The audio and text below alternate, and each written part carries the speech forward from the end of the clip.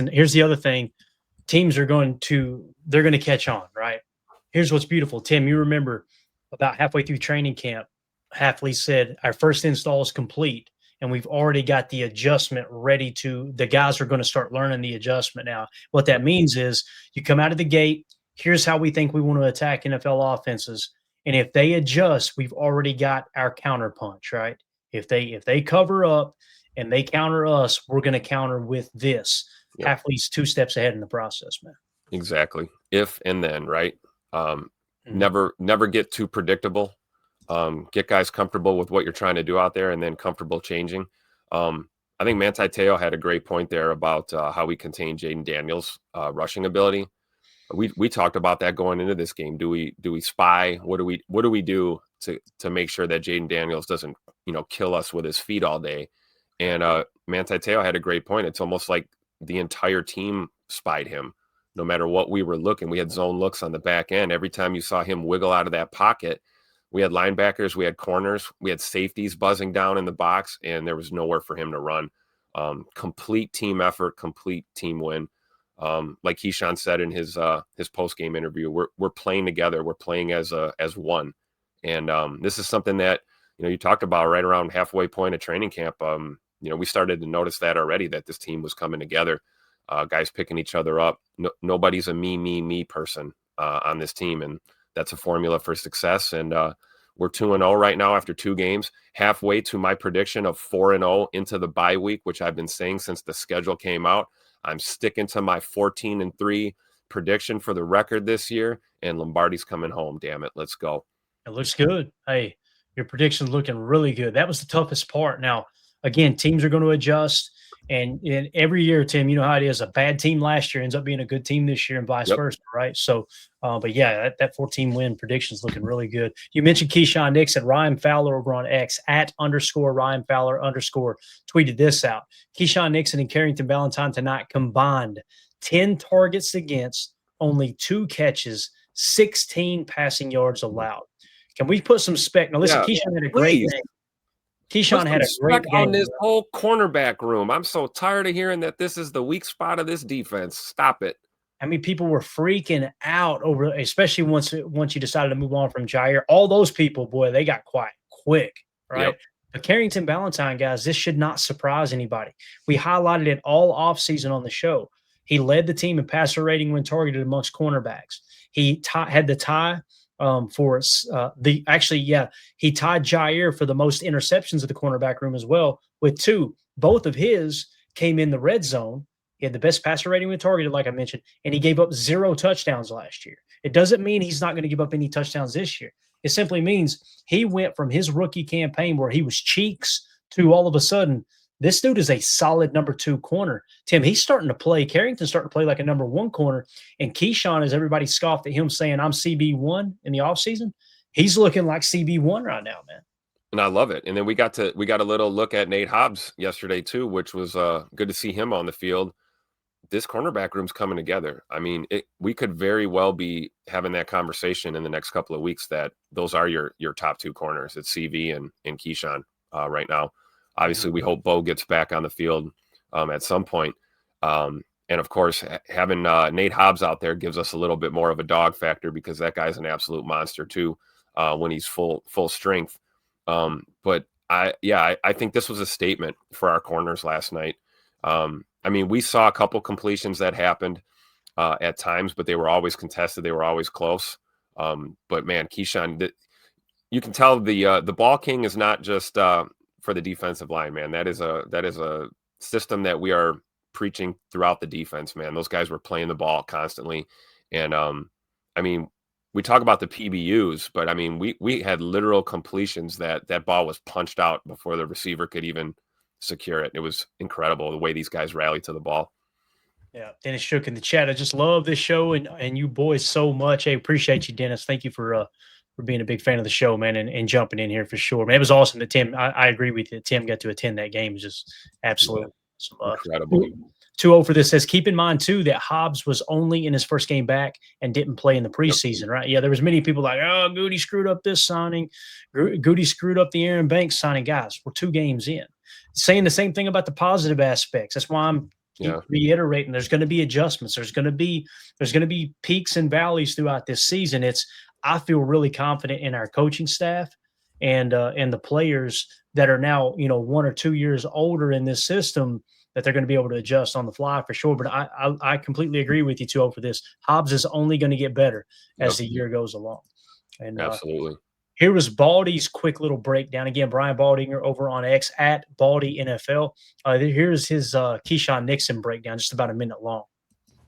Number 25 for the Pack is Keyshawn Nixon. The Commanders tested him last night. They tried to run this deep out on him right here. He's right there for all the action. He was there all night. That late breakup right there, Tim, was awesome. Like that's what I was talking about, right? That's basically a completion that he just took away from them. Yep, exactly. And there's some people go, "Oh, he got cooked on the route." Yeah, but also look at the way he played the ball. Every cornerback, every player in the league have strengths and weaknesses. We talk about it all the time. Quay can cover deep seam as good as anybody, not as good underneath, right?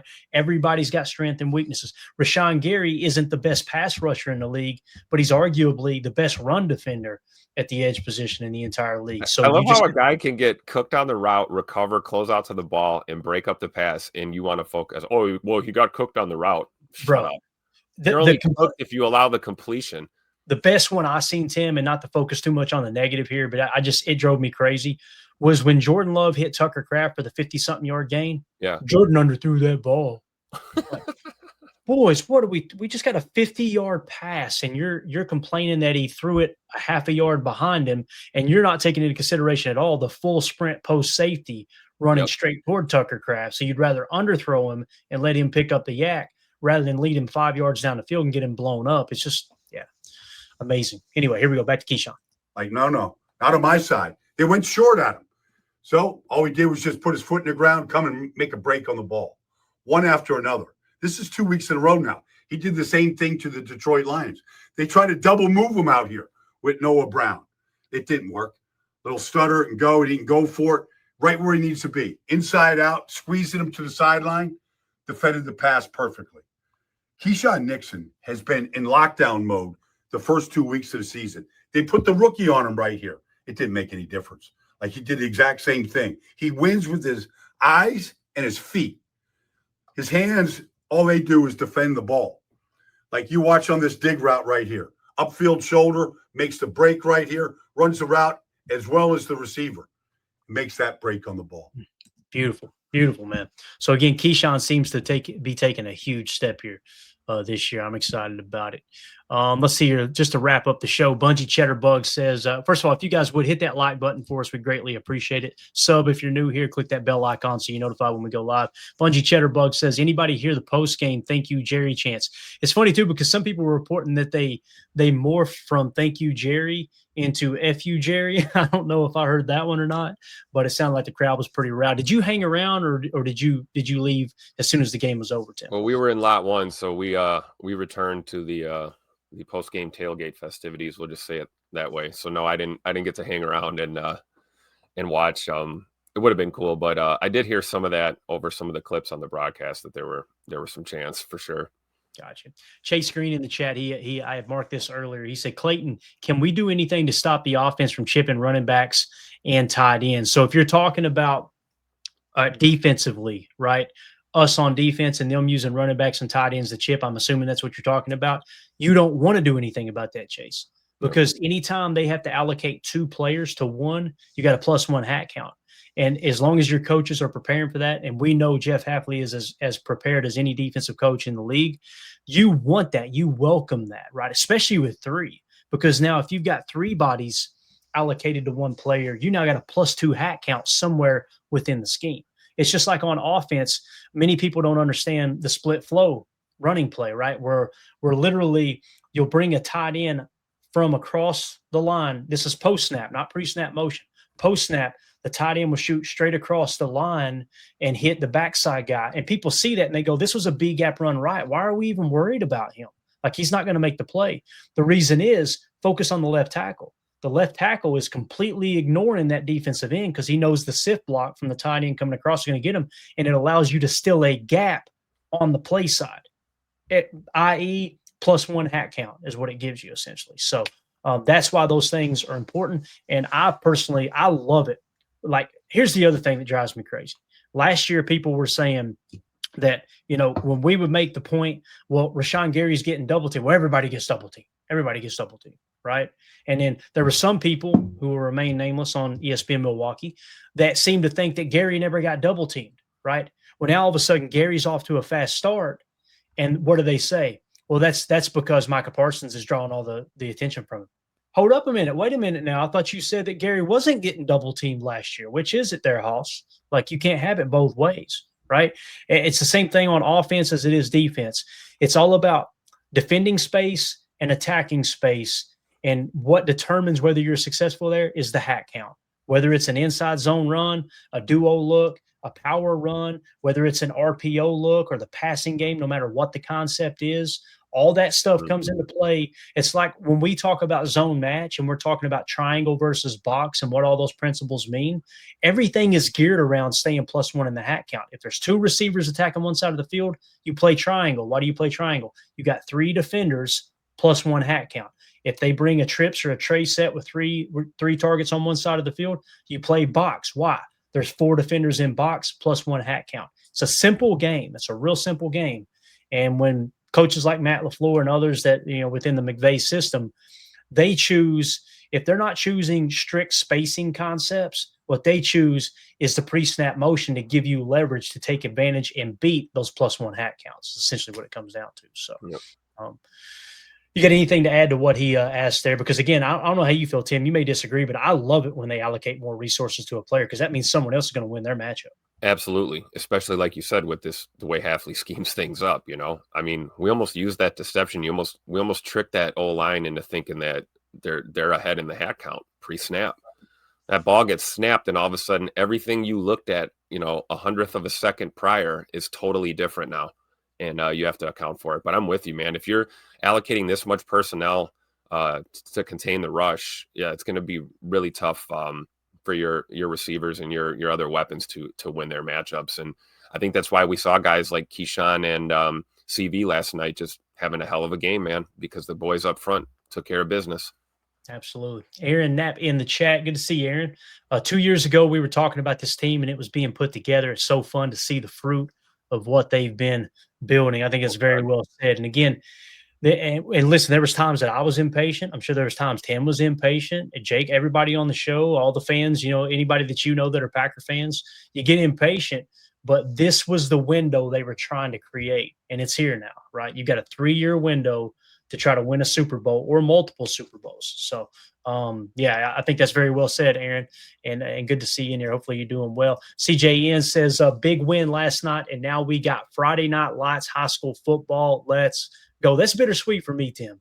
This is the night I usually hang out and watch Friday Night Lights, or I'll go down and try to catch a Boone game or a Science Hill game here locally. But tonight I'm going to be at the racetrack. It's going to be fun, but we're going to be out at Bristol tonight. Mandy's going to – oh, my gosh, dude. You'll be out at Bristol this afternoon. What are you talking about? Bro, I spilled the beans. I said, yeah, practice starts at 2:00. She went, what's practice? And I'm like, they're gonna practice and then qualify at 3, and then the race will start at 7. Can we go to that? And we got pit passes, so we're gonna be literally we got a lounge on top of a building right in the infield, so we're gonna be in the middle of the racetrack. Nice. She's like, oh yeah, we're going out there at 2:00. So as soon as I get this video edited and uploaded, Clayton gonna be out there. It's gonna be a long day, Tim. Get ready to go.